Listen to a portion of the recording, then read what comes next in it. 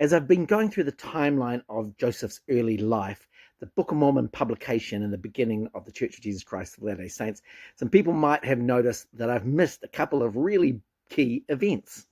Joseph's first vision in 1820 when he's 14 years old, and the priesthood restoration of Joseph and Oliver in May of 1829. And that's because these two events can't be substantiated in the historical record. We don't have any evidence that they happened.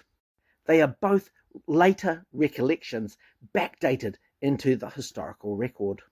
The first instance we have of the first vision account is in 1832 in Joseph Smith's history, but this was never published. And so it wasn't really until the 1840s that this event was even talked about in a kind of general public sense. But even then, Lucy Mack Smith, when she did her history and recounted the life of Joseph Smith, did not include this event. Imagine your mother who is trying to show that you are the prophet of God and that you are being led and this is your church, that you would exclude the most important information about the beginnings of the church. Lucy either does not know about this event or she chooses not to include it in her history because she can't substantiate it in her timeline. She is actually the best evidence against the idea that this event happened in 1820 to a 14-year-old Joseph Smith. She does recount a number of spiritual events that do happen to Joseph, ways that he's engaging with the Bible and he's learning for himself that Presbyterianism is not true and counseling her in this moment of his youth. But he's not talking about a manifestation of God or Jesus in any way that resembles a first vision. We do, however, have some first vision echoes that exist in the text of the Book of Mormon, which suggests that Joseph has had some kind of spiritual experience, something that he feels is very significant and tangible. And I would suggest that this has happened to him, if it has happened to him, in 1828 during his dark night of the soul.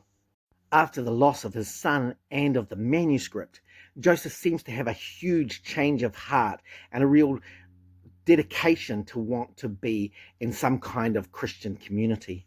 Whether this was accompanied by some vision, we don't know, but there is something to suggest that he has a big conversion experience.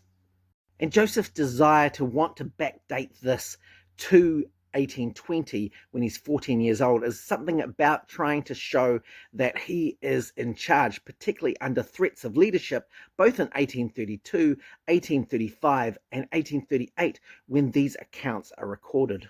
In Joseph Smith History 1, which is canonized in the Pearl of Great Price, Joseph recounts that he had this vision when he's 14 years old after his mother joined the Presbyterian Church.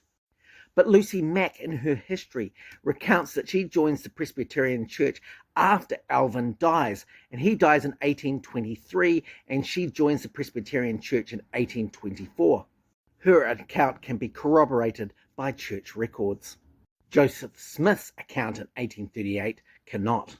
Likewise, the idea of priesthood ordination, particularly to Joseph and Oliver when they were working on the production of the Book of Mormon, suggests that they received the Aaronic priesthood, the ability to baptize, on the 15th of May, 1829. But this was something that only Oliver talks about in 1834 and is backdated into the historic record for 1829. This was on the back of some leadership challenges to Joseph Smith in 1834 after the failure of Zion's camp. And Oliver at the time was kind of on the outer with Joseph because Sidney Rigdon was Joseph's main man. But this propelled Oliver Cowdery back into the first presidency as assistant to the church.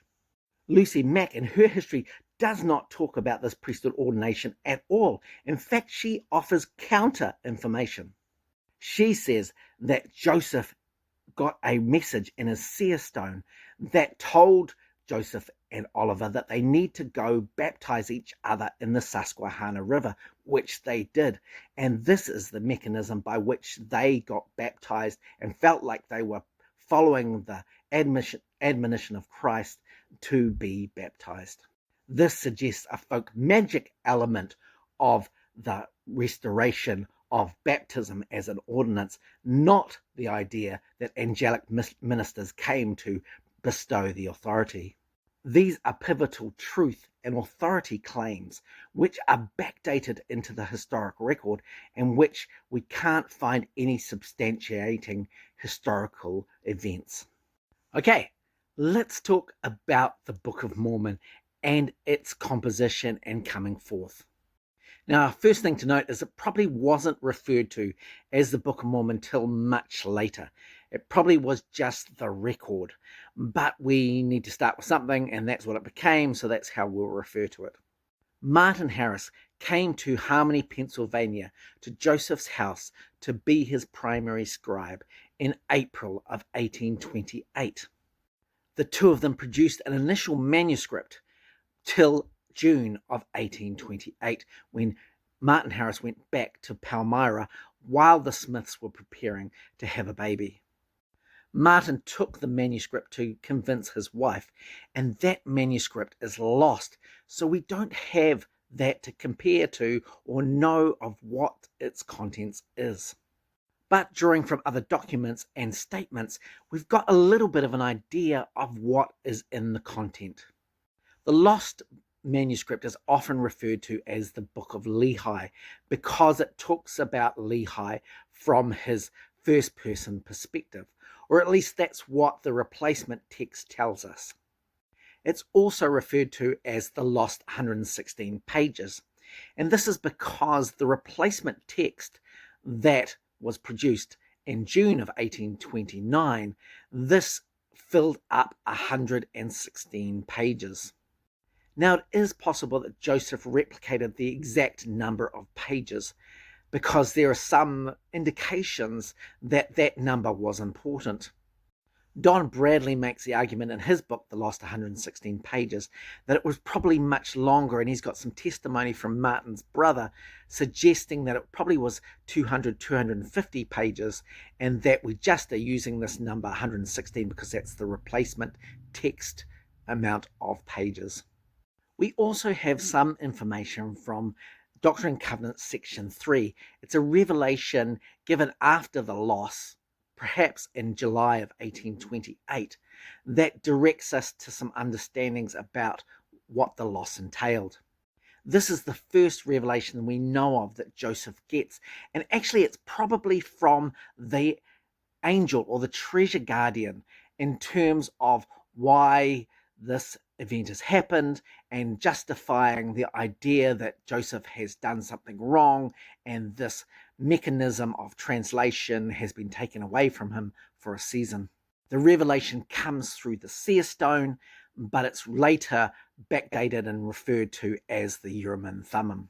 One of the things I find interesting about this section is it seems to refer to the people of the Book of Mormon as tribes, and it designates 7 tribes: the Nephites, the Jacobites, the Josephites, the Zoramites, the Lamanites, the Lemuelites, and the Ishmaelites.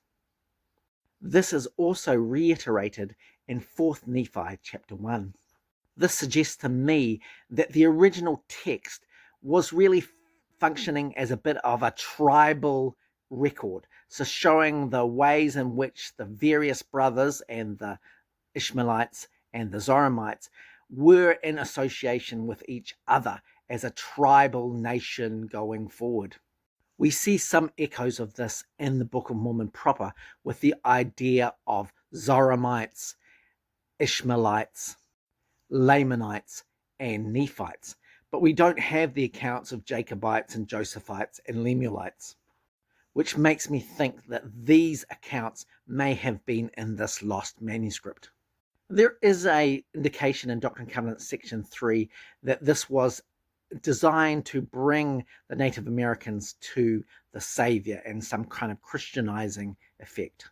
Another big clue to the contents of the lost manuscript comes from the replacement text, which repeatedly talks about the idea that the original manuscript had wars and contentions and kings, and it was a much more secular version of events of coming out of Jerusalem and making their way to the New World. This also suggests that the Book of Mormon in its beginning was a much more kind of Christian adventure story, not necessarily as religious as it became later under scribes like Oliver Cowdery. One important evidence of this is Doctrine and Covenants section 19, which was given to Martin Harris in June of 1829. Remember, Martin was only a scribe for the lost manuscript in April to June of 1828. So he didn't get to read what was produced in Harmony, Pennsylvania in 1829, only when Joseph and Oliver moved to Fayette, New York.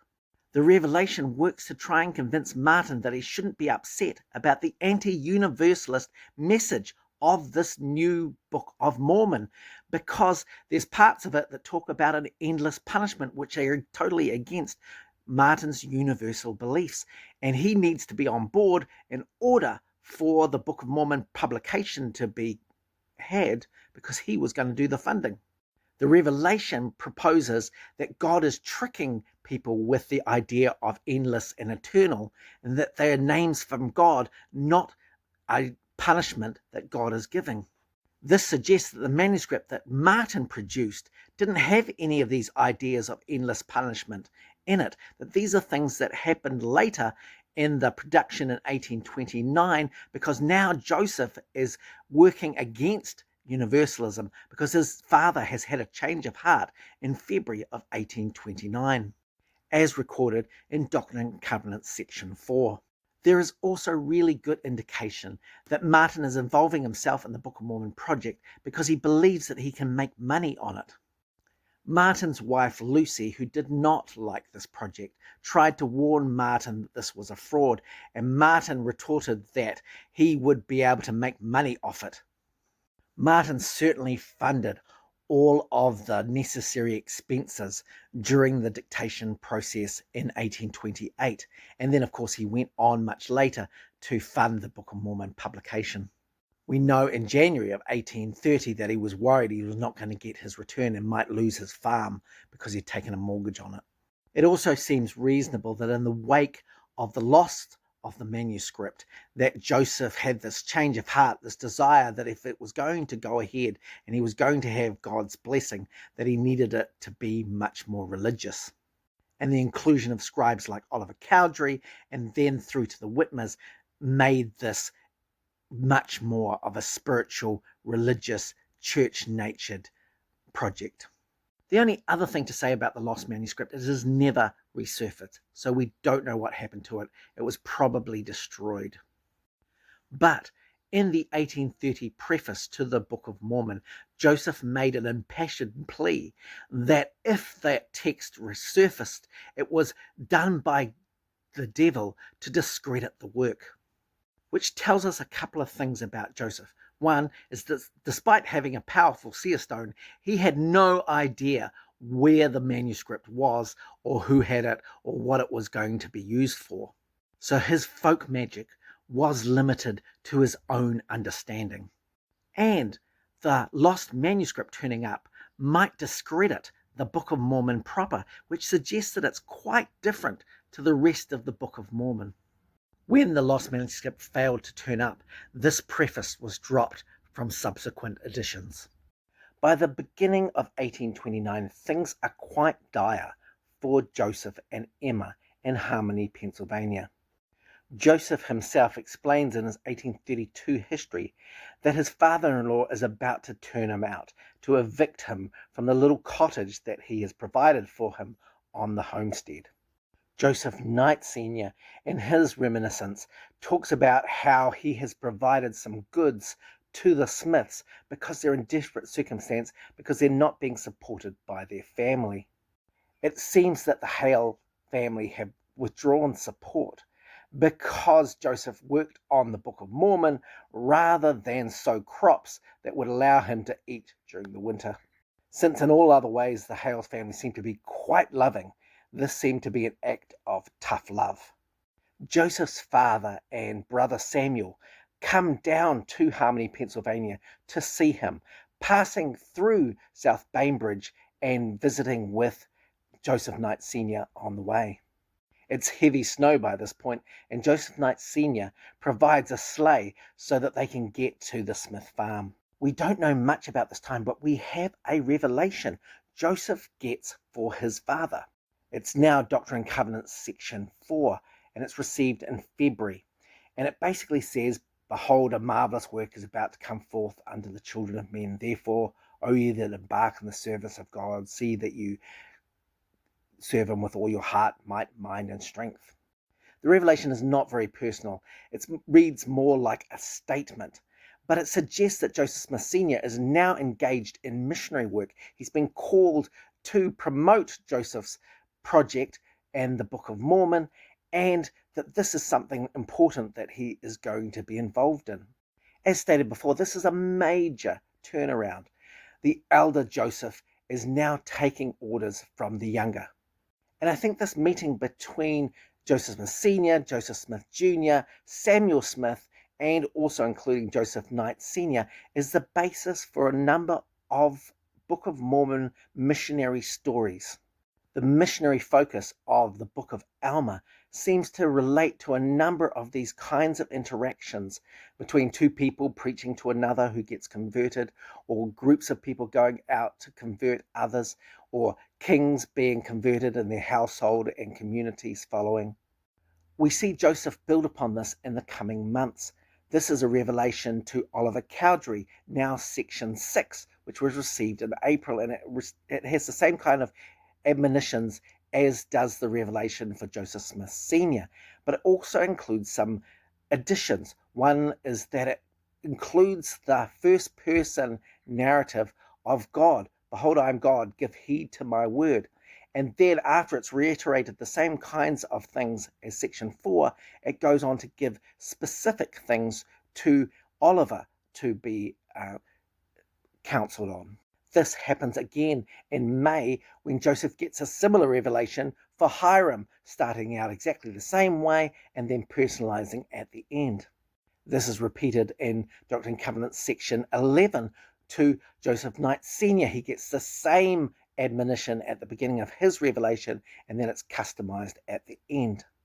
These become powerful witnesses to these men that they're engaging in a great work, that they are called of God, and also that they are responsible for their labors in bringing this work forward. These are the same kinds of sentiments you see in the callings of missionaries in the Book of Alma. So one of the great things that I think we can tell from these revelations in early 1829 is that Joseph's evolving story, and particularly the narrative of the Book of Mormon, is weaved with the things that are going on in the present moment to him. Now, it's hard to link all of these things up directly because we just don't have enough details. But we do have a number of statements from the Hales and the extended Hales family, the Lewis family, in Harmony, Pennsylvania, that suggest that Joseph is trying to do his own missionary work in Harmony and not having a lot of success with the family. They have basically rejected him and thrown them out of their congregations, which is other stories that are also in Alma. But for me, it's impressive to see Joseph utilizing the experiences that he's having with Emma's family in Harmony, Pennsylvania, and what he's having with Joseph Knight and his family in South Bainbridge, and also what he's having with his own family as they come and visit him and give him solace. One of the most important things to know about the Book of Mormon production is that when Joseph started dictating again in early 1829, he did so as if the lost manuscript would turn up. He did it from Mosiah onwards. So the earliest bit of the Book of Mormon that we have is actually Mosiah. Mosiah starts out with King Benjamin giving a sermon and basically giving a revival style conversion experience. The idea that people will be convicted of their sins, that they will fall to the ground, that they will remember how much they need the Lord, and then they will be revived by the Spirit. No baptism necessary, just a commitment to Jesus to follow him going forward. This is likely the conversion experience that Joseph himself had, some kind of revival type conversion, just like King Benjamin and like early 19th century Second Great Awakening preachers gave. And it's quite possible that Joseph Smith Sr. read these first few chapters of Mosiah with this King Benjamin sermon, and these were things that were converting to him. But in March of 1829, Martin Harris came to Harmony, Pennsylvania. Martin had been called a wicked man in Section 3 and maybe wanted to clear his name, or it's possible that his wife Lucy was putting pressure on him to qualify what he was doing, and he wanted to come to Harmony to get proof. He wanted to see the plates that Joseph said he had, because even though he had been a scribe for 2 months in the year prior, he had swapped out a stone to try and test Joseph with regard to his seer stone, but he had never seen the plates. We have two corroborating evidences for this. It's in the statement by Isaac Hale that he gave in 1834, and also it's in Doctrine and Covenants section 5. The whole premise of the March Revelation is that Martin wants to be able to see the plates, and God, through Joseph, tells him that he's not allowed to. He may well be a witness later, but at this stage he just needs to have faith and believe on Joseph. He is not allowed to see the plates at this time. But interestingly, the revelation suggests that there will be a few more pages translated, and then God will stop the process. We don't have the original manuscript, so we're unable to verify, but it seems likely that Martin did a little scribing for Joseph again, and this is probably Mosiah chapter 4. In it, it calls out people who have a lot of wealth who are not sharing with those who don't. It suggests that people might not give because they think that people are undeserving, perhaps how the Hales family think about Joseph. But that if any man puts up their petition to somebody who has and they don't give, there will be condemnation for that person. And this is probably Joseph really reiterating through the words of the Book of Mormon, which are kind of just revelation from God, that Martin needs to share his substance with the Smiths because they're incredibly poor. And even more curious is a line in Mosiah 4:28, where it says, "You should remember that whosoever among you that borroweth of his neighbour should return the thing that he borroweth according as he did agree." And this would suggest that Joseph is trying to put pressure on Martin to return the lost manuscript, which he believes that Martin has access to. And as just an aside, this is 6 months after the Smiths have lost their infant child. And in Mosiah chapter 3, there is some indication and maybe some comfort to Emma that those children who die in their infancy will be saved. And so that baby Alvin is cared for and taken care of, and Emma particularly does not have to worry. Martin's trip in March seems to end on a good note. He goes back to Palmyra. He's involved later once Joseph comes back to the New York area in June of that year, and so some of the concern is placated or appeased. But what we can see through the text of the Book of Mormon, the text of the Revelations, and maybe some of the interactions between the parties, that Joseph is utilizing these incredible ways of putting forth scripture or the voice of God in order to get the resources that he needs. So let's talk about King Mosiah for a minute. He's a character that the Book of Mosiah is named after. And this is the beginning of the Book of Mormon in 1829, when Joseph is starting off the project again. I've already talked about how I believe that the kings Zeniff, Noah, and Limhi are representative of Alvin, Joseph Smith Sr., and Hiram. How this is a story about the establishment of the Smith farm, the loss, and then the tenancy on that land. Joseph has used his own family experience to embellish to this understanding of kings and kingdoms and rights and Christian adventure. It's worth noting that this is in line with the lost manuscript, that it's not quite a religious idea yet. It's just a Christianized one. And you can see this in the text because King Benjamin doesn't talk about baptism. Abinadi, when he confronts the court, doesn't talk about baptism. We only see Alma fleeing into the wilderness and engaging in baptism, but it's in that regard, it's only just a measure of community. It's not about ordinance. But this develops over time in the Book of Mormon, probably due to the fact that Joseph becomes more religious. And of course, as Oliver joins the project becomes more in line with the idea of a church.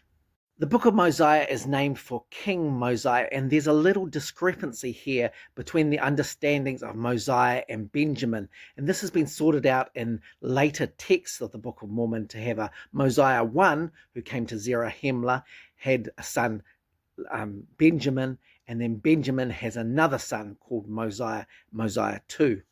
But there's some good evidence that this Mosiah is just the same Mosiah. Joseph just got it wrong in this transition between these two parts of the manuscript.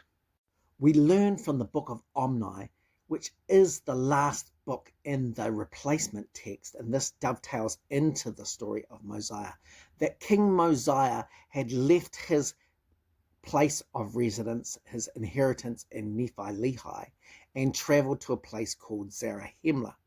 He'd done this because he was warned in a dream that he would be destroyed otherwise, and so he's being saved by God. And he gets to Zarahemla and finds these people called the Mulekites.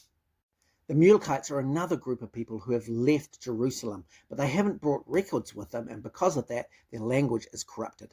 Mosiah teaches them the true language, they join together, and they make Mosiah their king. Mosiah is then able to translate some ancient engravings by the gift and power of God and interpret them. Now, this story mirrors the events of Joseph and Emma, because in the end of 1827, they flee Manchester and Palmyra to go down to Harmony, Pennsylvania, where they then unite with the Hale family. There, Joseph uses his gift of seeing to interpret graven records. It seems from this embellished story about King Mosiah that Joseph now believes himself to be the ruler of this kind of Harmony area, and he's able to teach the truth to the Hale and the Lewis family, who are the inhabitants of that area. It's a clever retelling, and the parallels are striking, even down to the point that the Mosiah people are very small and the Zarahemla people are very large, but yet the Mosiah people take over. And this is the same with Joseph and Emma, just moving to Harmony with this big group of the family. But now Joseph feels like he's in charge. Also, King Mosiah is concerned about people that have gone back to their first inheritance in Nephi-Lehi, and he's worried about them, so he sends out Ammon and his people to kind of investigate and find out what's going on with them. And that's where they meet up with King Limhi, and then the story of Zeniff and Noah is unfolded. We know that Joseph himself is concerned about his family in Manchester, and we have an account from one of Martin Harris's sister-in-laws that Lucy Mack approached her about getting some money so that Joseph could come up and visit because he was so concerned. And this woman said, basically, doesn't he have a seer stone? Can't he just look in that and see that you guys are okay? Why does he have to visit? This is incredibly interesting because King Mosiah also has a seer stone which can traverse space and time. How come he can't tell that the people in the inheritance are okay? Now, soon after Martin Harris has been in Harmony in March of 1829, Oliver Cowdery and Samuel Smith come at the beginning of April. What happens in the text of the Book of Mormon at that time is the story of how Limhi's people find golden plates, which they don't have any mechanism to translate. And Ammon, who is sent out by King Limhi, tells them that there is a king in Zarahemla who has this great gift, which has these interpreters, these stones, which are able to translate languages. And because he has this stone and he can see in it, he is called a seer. This passage in Mosiah chapter 8 is special for a couple of different reasons and really significant ways. First, it's recounting the situation of Joseph recovering gold plates and being able to translate them via a seer stone to give some kind of ancient record. So Joseph is just relaying his recent history in these parts of the text. But also, probably more importantly, this is when Oliver is a scribe. And now Oliver's being told through these passages in the text that Joseph is now the seer. He's translating the ancient languages. This is a gift that is really special that he's been given, not necessarily Oliver. And this also correlates with the revelations given to Oliver about him not translating, but Joseph translating, that we see in Doctrine and Covenants section 9. Joseph is using the text of the Book of Mormon to both inform Oliver and the reader, but also to make sure that Oliver knows that he is subordinate to Joseph. Which means Joseph is both using the Book of Mormon to relate his history in this Christian adventure style, but also to influence the people around him to be able to get the resources that he needs. As with Martin Harris, Joseph is recognizing that he can utilize the scriptures to get things done in real time in the moment that he is orating and dictating. We need to talk about Oliver Cowdery for just a moment. Oliver is a year younger than Joseph. He's a school teacher and he's been teaching in Palmyra and boarding with the Smiths because he is a second or third cousin of Lucy Mack. He's heard about the Book of Mormon project from Joseph Smith Sr. and he's determined that at the end of his school teaching year, he'll take his money and go with Samuel through to Harmony, Pennsylvania to meet Joseph and be of some assistance. They arrive on April 5th and spend the night talking.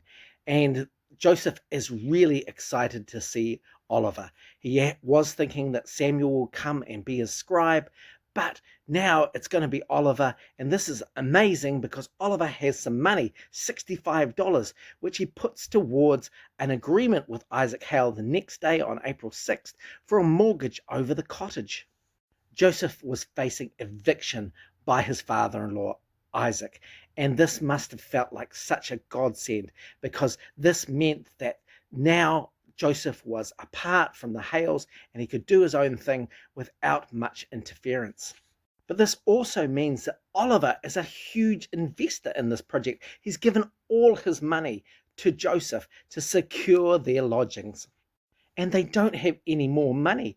Joseph Knight Sr. reports in his reminiscence that he needs to go and help Oliver and Joseph in the dictation process because they don't have any funds, they have no work, they have no means to support themselves. And so Joseph Knight Sr. provides paper and resources for them to continue with the project.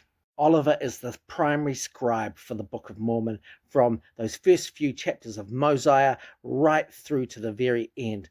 We know from some excerpts of the original manuscript that the Whitmers helped in Fayette, New York, but predominantly this was Oliver, and then he made a copy with Hiram, in which case he is the primary scribe on that as well. Oliver is just 1 year younger than Joseph, and from the same New England folk magic tradition that Western New York refugees often are. We see in Doctrine and Covenants section 6, which is the revelation given to Oliver, that he has a gift. And this is clarified in section 8, that he's given a gift to translate even as Joseph. This gift is clarified as dowsing. In the current text of the Revelation, it said that he has the gift of Aaron. But if you go back to the original Revelation, it says the gift of working with the sprout, which is then changed in the Book of Commandments to working with the rod.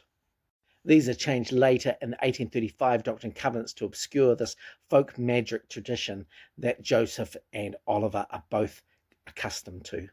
So there seems to be some kind of expectation on the part of Oliver that he can help with the translation by being the translator.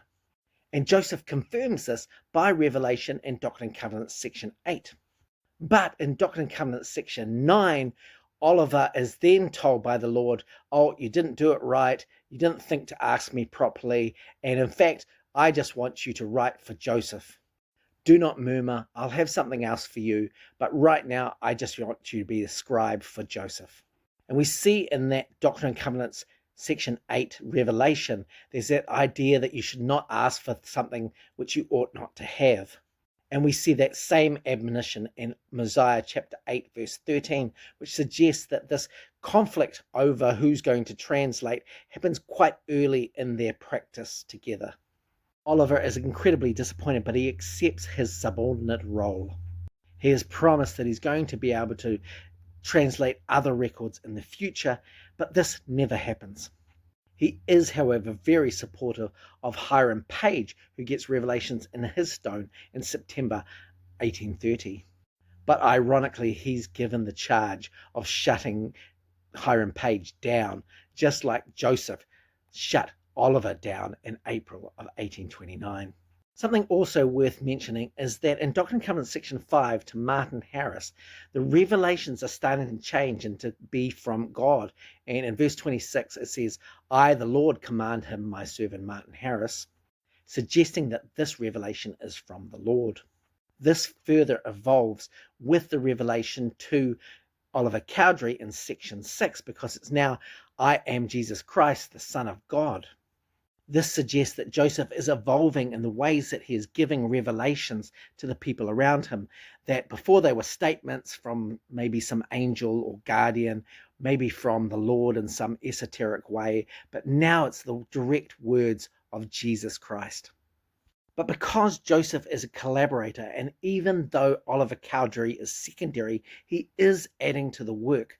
I believe that you can see that evolution of baptism from Mosiah through to Alma, through to Helaman, 3rd Nephi, as a product of Oliver Cowdery influencing the text, because he's really interested in ordinances and in a church, things that Joseph is not as interested in right at the beginning. And there is some indication later that Oliver has been involved in the printing business prior to the Book of Mormon, that he may well have worked on the William Morgan expose against the Freemasons. That idea doesn't really take hold in the Book of Mormon till the end of Alma and into Helaman, which suggests this is not a contribution made by Joseph, that this anti-Freemasonry rhetoric might have come from Oliver as he's talking with Joseph and explaining the demise of the Nephite nation and also perhaps the Jaredite nation. The William Morgan scandal didn't happen until 1826, but the anti-Freemasonry ideas of the day were in full force when Andrew Jackson came to power in 1829.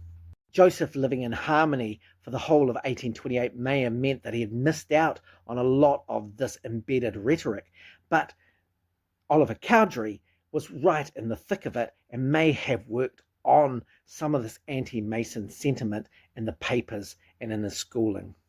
Oliver was also friends with David Whitmer and implemented the move from Harmony through to Fayette, New York. So the kinds of contributions that Oliver is making in the text of the Book of Mormon are significant. Here's a bit of wild speculation for you. I think the Book of Mosiah, with its story and narrative of kings, is what Joseph envisioned very much at the beginning of this project. He liked thinking about his family in terms of kingdoms, and he liked thinking about himself as a king. We know that the original manuscript that was lost had a lot more kings and kingdoms in it. And if we look at the Book of Ether, which was produced as a kind of a mini Book of Mormon, as a Reader's Digest version, that is really based on the idea of kings and kingdoms and swapping of alliances and nations.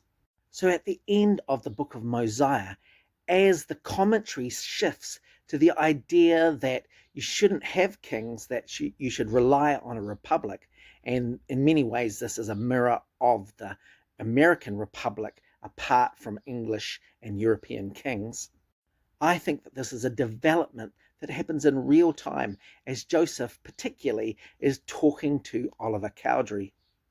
The Book of Alma then becomes a bit of a treatise on the idea of king men and free men and the American Republic story of the War of Independence and then the War of 1812 around fighting against kings and people who want to establish kings. We also see at the end of Alma and into Helaman a kind of a treatise on this idea of Freemasonry trying to assert power in a kind of a king kind of a way, but also in a undermining of freedom and religion. And then we see in 3rd Nephi the King of Kings coming to reign again. And this is Jesus coming to the Americas. He's destroying the people before he gets there, or at least all the wicked ones, just to leave the righteous ones. These are issues and understandings that don't exist at the beginning of Mosiah, but become part of the story as it goes along. I think that these are significant influences, significant contributions that Oliver is making to the storyline unwittingly as Oliver and Joseph discuss and as the household look at the text that is rolling off the production as Joseph orates. And lots of these things are deeply American. There's an idea that America is exceptional, that republic is better than monarchy, that there's a separation of church and state, that there is men ruling. These are kinds of really basic foundational aspects of the American culture. And if you're really interested in these kind of things, you're going to go and have a look at my book, because I have a whole section on kind of the American experience and how it relates to the Book of Mormon text.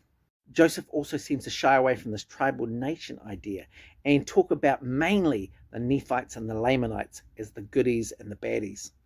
So although I think that Joseph has thought about these kinds of things and these people for years and years, what is actually being dictated is really related to the moment, to the scribe, to the household, to the environment that is present in Joseph's immediate need to consume and touch base with in regard to the text. He doesn't need years and years to plan this. He just needs a fertile imagination and a kind of a writer's group as the people who are listening to the dictation and reviewing it at the end of the day give their opinions on what has been said. I made a big deal about the idea that the scribe and the household, while Joseph is dictating the Book of Mormon, are active participants in what is going on. And so I should give you some examples. In Alma chapter 45, there is an account that Alma, when he has finished his ministry, is kind of taken up into heaven like Moses is. And this causes a contention between Oliver and Joseph, because this is a theological problem of the Bible. Did John the Beloved get translated and is still walking the earth, or did he die like everybody else? This is from the Revelations in Context. Then, as Joseph Smith and Cowdery continued the Book of Mormon translation, a difference of opinion arose between them regarding a question left unanswered in the New Testament, whether John the Apostle died or whether he continued. It goes on to say that this is a major theological question of the early 19th century, and so lots of people were discussing this.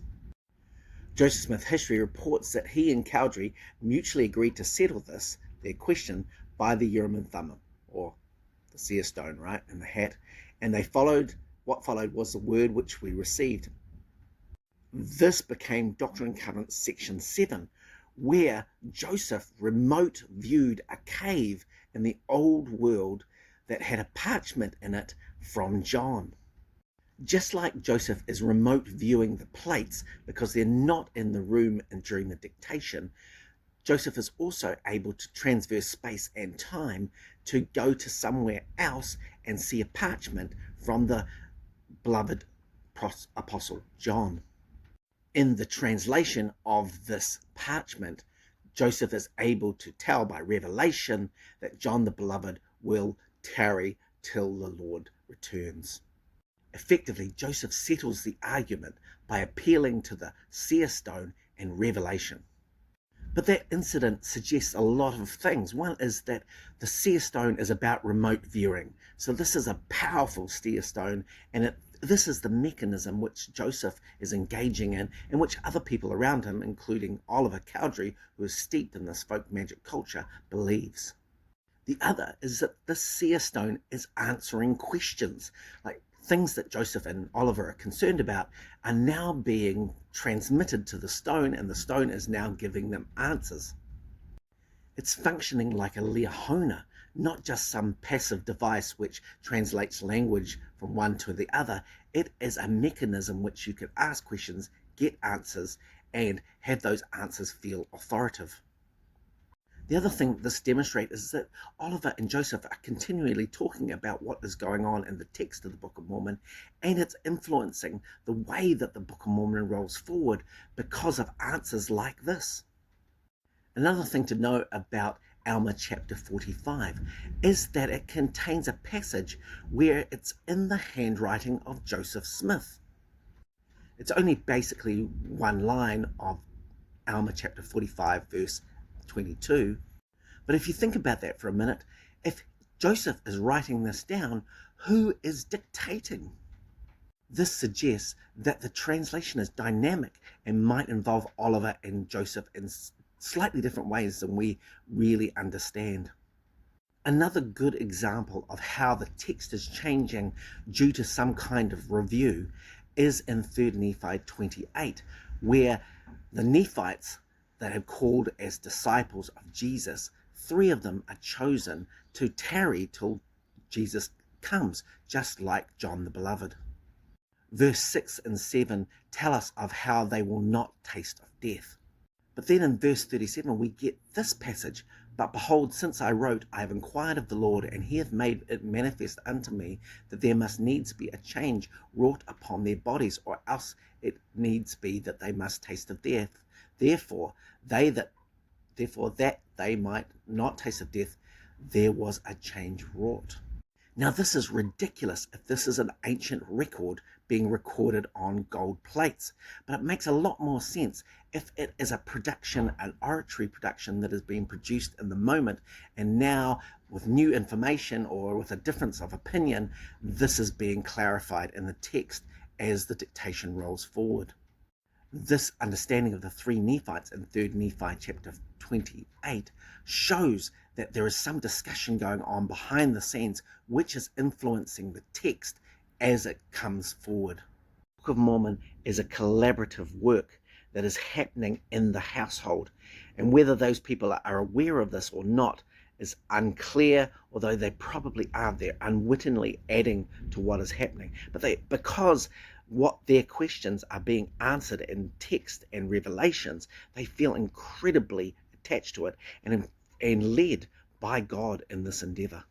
The inclusion of Jesus visiting the Americas is a significant change in the narrative. The writer in Mosiah does not know that Jesus is going to come and visit the Nephites and the Lamanites, but this is explicit in the replacement text that is written after. It significantly turned the Book of Mormon project from a Christian adventure story into scripture. This also meant a greater reliance on the King James Version of the New Testament. Jesus appears in America and preaches basically the Sermon on the Mount with a few minor changes. When Abinadi challenged King Noah, he did so with the scriptures. Exodus 20 talking about the commandments, and then Isaiah chapter 53 talking about the coming of Christ. But the Jesus that came to America was the Jesus that was represented in the book of Revelation.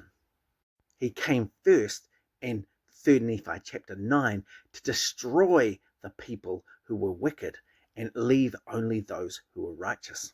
The Book of Mormon became incredibly achronistic with the inclusion of King James Version passages, including those that were recorded by apostles later in the New Testament that these people in the New World could not have had. Likewise, 3 Nephi as a book went on to record a number of other passages in the King James Version of the Scriptures. Micah 4 and 5 Isaiah 52, Isaiah 54, and Malachi 3-4. The text of 3rd Nephi is also incredibly problematic because Jesus seems to comment on these passages of the scripture, which entail the idea that the people of the Americas, particularly the Gentiles, if they do not repent, will be scourged and broken up and destroyed by the Lamanites if they don't do and follow Jesus. These prophecies of Jesus never come to pass, and of course never get any prominence in the LDS scriptures or talks. But this punitive Jesus becomes a really big part of the revelations that Joseph gets as the church goes forward, that God is there willing to just about destroy anybody if they're not going to follow him. And this provides some urgency to get baptized, which Oliver and Joseph do on the 15th of May, 1829. Lucy Mack recounts the idea that the Seer stone gave them directions to get baptized, showing that this Seer stone is becoming now a conduit between God and Joseph. It's a two-way communication device.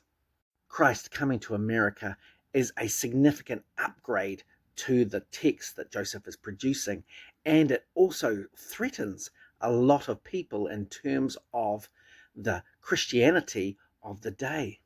It seems to be about this point in the dictation sequence that Joseph and Oliver are getting a lot of pushback from their neighbors, and it starts to slide into persecution, and it's going to mean that they're going to have to leave. Oliver is now writing to David Whitmer to come and rescue them. It seems that Emma's devout Methodist family are finding this blasphemous. If you're looking for clues in literary work, the best place to look is in the wrinkles. And there is a big wrinkle in the Book of Mormon, and that is 4th Nephi. 4th Nephi is nearly 300 years in one chapter. This is incredibly odd, and it's worthwhile looking at it and trying to figure out why. My theory is it has to do with the idea that Joseph and Oliver are now wanting to leave, and Joseph just needs to finish the record, and so he does it in a really hurried and rushed way. Joseph doesn't know the Whitmers. David is Oliver's friend, who he's been communicating with for the last couple of months. Joseph wants to get to Fayette and know that the record is done because he just doesn't know what the environment is like there. And Joseph anticipates being reunited with the lost manuscript. He believes that he can recover it, and the Book of Mormon, or whatever it's called at this point, is completely finished, and he can just go on to publish and get the money. So there are a couple of loose ends that Joseph needs to tie up in this last chapter, which will, transverse 300 years in just a few verses. And remember how I talked about Doctrine and Covenants section 3, which talked about the lost manuscript and the idea of 7 tribes. Well, Joseph has to tie this up again, because when he's reunited with the lost manuscript, he's got to explain why the tribe thing didn't quite work out. And so he does a bit of a fudge here in verse 37 and 38 of 4th Nephi, where he describes the Nephites as being also the Jacobites, the Josephites, and the Zoramites, and the Lamanites as also being the Lemuelites and the Ishmaelites. This is presumably so that this last book of the Book of Mormon will correlate with the lost manuscript when he gets it. And the other thing that Joseph needs is a treasure guardian, someone to bury the record so that it will come forth later. And this is Ammoron in verse 48. Ammoron, being constrained by the Holy Ghost, had hired up the records which were sacred, yea, even all the sacred records. And he did hide them up unto the Lord, that they might come again unto the remnant of the house of Jacob. Ammoron is the treasure guardian, and perhaps if things hadn't been added after this point, he would be the namesake of the Book of Mormon. It would be the Book of Ammoron. So why didn't the record finish here? Well, I think there was 2 things that happened that Joseph did not anticipate. When he got to Fayette, he found that the Whitmers had been converted to the project by Oliver's letters, and they were from the same folk magic tradition. David Whitmer had a seer stone. Hiram Page, who was a son-in-law, had a seer stone. They invested heavily in what Joseph was doing. The other thing that Joseph didn't anticipate was he couldn't recover the lost manuscript. Despite having a strong and powerful seer stone, he just couldn't get it back. So he had to replace it, and he had to do so with the Whitmers, or in the Whitmers' home. When the Whitmers got to hear the manuscript that Oliver and Joseph had produced in harmony, they probably identified a couple of really big plot holes. One was, who is this Mormon, this narrator described in 3 Nephi chapter 5? What's his role in all of this? And that became a plot hole that needed to be filled with the Book of Mormon, that the idea that Ammoron told Mormon about these plates, and Mormon uncovered them and then added a little bit more and gave it to his son Moroni. And so this became the name of the record. And the other really important plot hole was that they probably heard about this ancient record, this Jaredite record that was supposed to come forth, and where was it? And now Joseph had to come up with that. So then he had to have Moroni do Ether and then the Book of Moroni to finish the total record. But this wasn't the original plan. The original plan was to finish with 4th Nephi. That was the end of the book. That was the end of the project. Joseph would go on. But because the Whitmers got involved, things changed dramatically with their input, just like things changed dramatically with Oliver's input in harmony. And we're going to talk all about that next when we talk about the influence of the Whitmers on the next part of the record.